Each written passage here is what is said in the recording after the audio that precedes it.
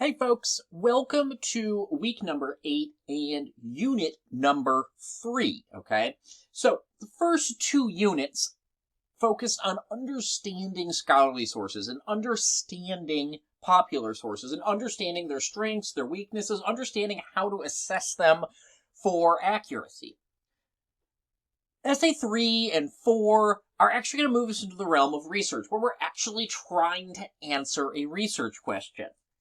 One of the things I wanted us to think about, to understand, is that research is not a process by which we say, oh, here's what I believe, let me go find some information to believe it. Almost all of your teachers have asked you to come up with a thesis statement, right?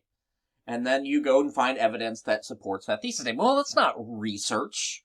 It might be information. Ultimately, that's just like finding things that confirm what you already believe. So one of the things I want to work on with essay 3 and 4 is legitimate actual research where we don't know the answer that we're going to find. Okay? So, obviously last week you guys started with essay 3 proposal during week 7. Number 1, by Monday, look at the feedback on the essay 3 proposal. If you're struggling to find an article, I have a solution for you. Read your week 8 readings. Watch Sifting Sources. That's a video that's absolutely critical for you to watch in order to do. I'm calling this a research discussion, but I don't like to think of it as a research discussion. It's really just a group activity. Okay? So, that's by Monday. I'll show you guys all this in just a second. Then by Thursdays, watch Revising an Essay. Complete your Essay 2 revision game plan, okay? So, the game plan document that we have been using all along. Of course, what I want you to do is actually create a bullet point list. These are the things I need to do during the revision process. Go through, check them off. Make sure you've done it all. Okay, complete and submit your Essay 2 revision, and then watch Breaking Down the Big Question. I'll walk you through all of this right now. Okay. First and foremost, if you're struggling to find an article or meme, I have a Google folder here with a bunch of articles and memes that I think typically would typically work. I can't guarantee that they will. You're free to go into them, find something that looks interesting, and either use it as a guideline for what you should be looking for, or actually just use one of these. That's what they're there for.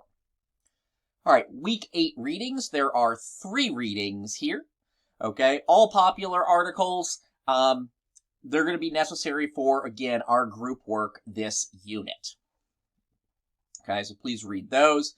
Then, Sifting Sources. There are 2 videos here, Sifting Sources and Using the SIFT rubric. Please watch both of those because you're going to need it for your group discussion.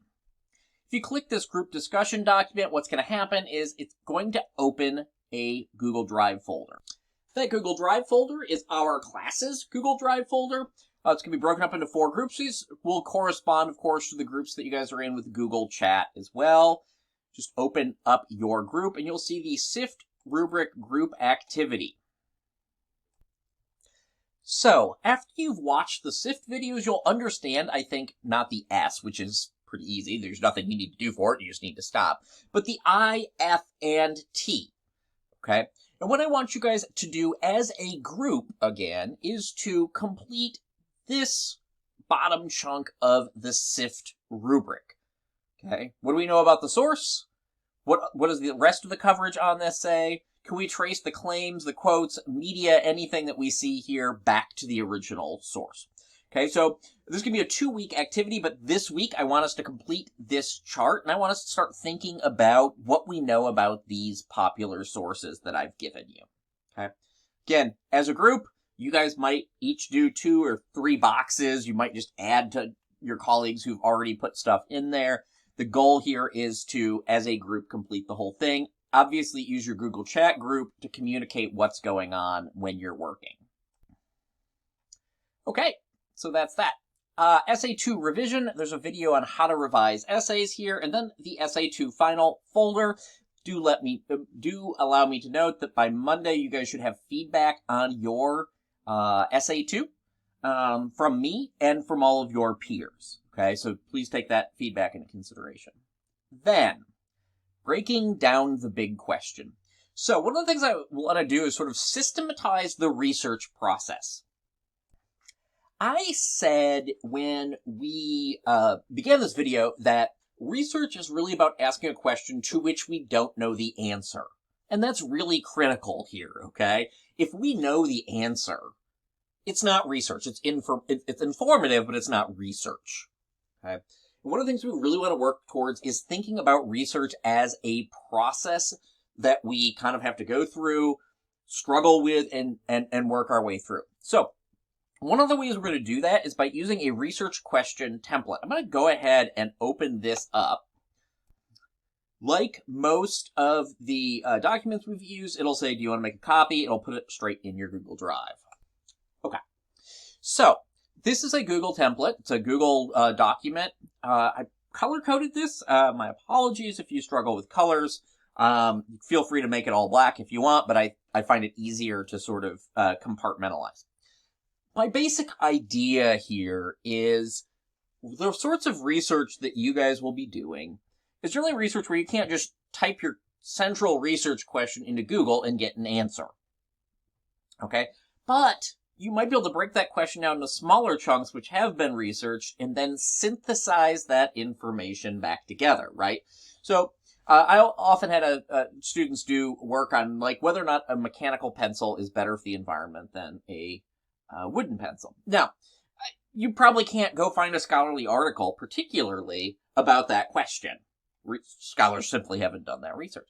But we can figure out like how much carbon dioxide production comes from the types of plastic that go into mechanical pencils. We can figure out per weight, by weight of one pencil, what the environmental damage, for example, of a mechanical pencil is. We can then think about its lifespan. We can think about how many wooden pencils we go through in that time, all of those sorts of things.